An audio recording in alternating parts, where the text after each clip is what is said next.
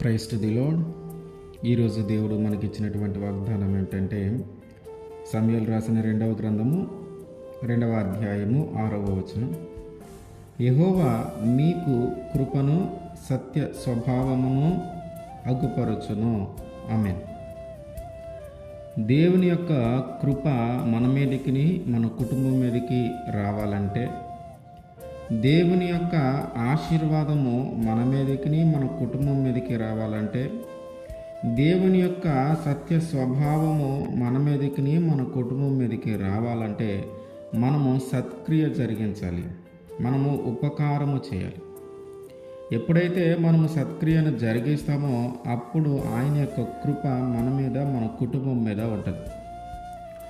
సౌలు మరియు అతని కుమారులు యుద్ధంలో మరణించిన తర్వాత, మరణించిన ఆ సందర్భమును దావీదు గారి దగ్గరకు వచ్చి ఒక వ్యక్తి చెప్తా ఉన్నాడు, అయ్యా సౌలు మరియు అతని కుమారులు చనిపోయారు అని.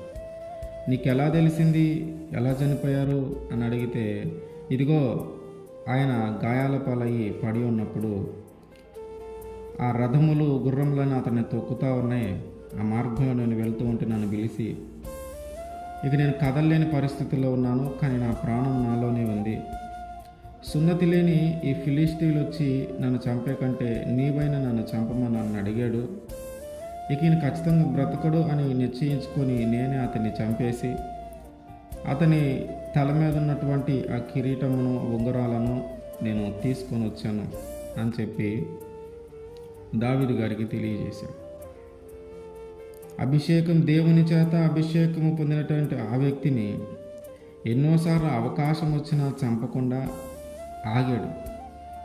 అటువంటిది ఈ వ్యక్తి చంపేలేకే ఓర్చుకోలేకపోయే, ఆ బాధను తట్టుకోలేకపోయాడు. దాని తోడు తనకిష్టమైన యోనాతాను కూడా, తన స్నేహితుడిలాగా భావించిన యోనాతాను కూడా మరణించాడు.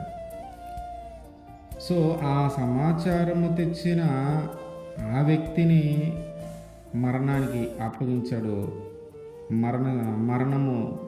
మరణ శిక్షలాగా వేశాడు దావీదు గారు ఆ వ్యక్తికి.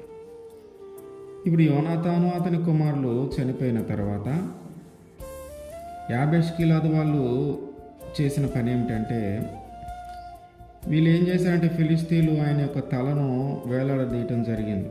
సౌలు గారు మొండెం ఒక చోట, తల ఒక చోట ఉన్నాయి. ఈ యాబేష్గిలాదు వాళ్ళు ఏం చేశారంటే ఆ రెండింటిని తీసుకొని, వాళ్ళందరినీ ఎదిరించి ఆ రెండింటిని తీసుకొని వచ్చి, తలను మొండెమును తీసుకొని వచ్చి దహనం చేసి, మళ్ళీ దానికి సంబంధించిన శైలిమును తీసుకొని వచ్చి భూమిలో పాతి పెట్టారు. అంటే ఒక మనిషి మరణించిన తర్వాత గౌరవంగా జరగాల్సిన క్రియను ఈ యాబేష్గిలాదు వారు చేశారు. ఇది దావీదు గారికి తెలిసింది.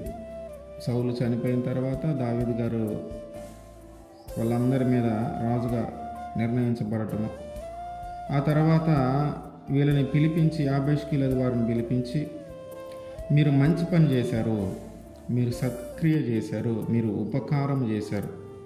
మీరు చేసిన ఈ సత్క్రియను బట్టి, మీరు చేసిన ఈ మంచి పనిని బట్టి మీ మీద ఖచ్చితంగా ఆశీర్వాదం వస్తుంది.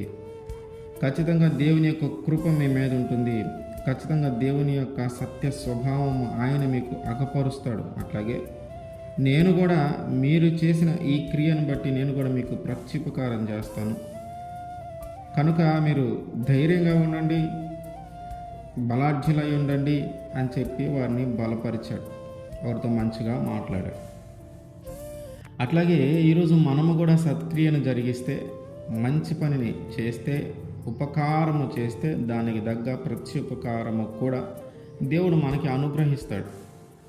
దానికి తగ్గ ఆ ఉపకారంకు తగ్గ ప్రత్యుపకారమును దేవుడు మనకి కూడా దయచేస్తాడు.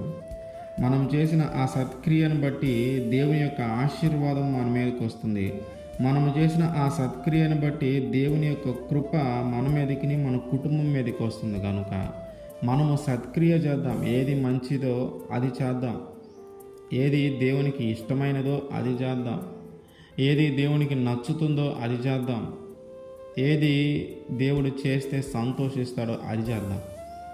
సో మనం ఎప్పుడైతే సత్క్రియను చేస్తామో దేవుని యొక్క కృప, దేవుని యొక్క ఆశీర్వాదము మన మీదకి, మన కుటుంబం మీదకి వస్తుంది. ఆమె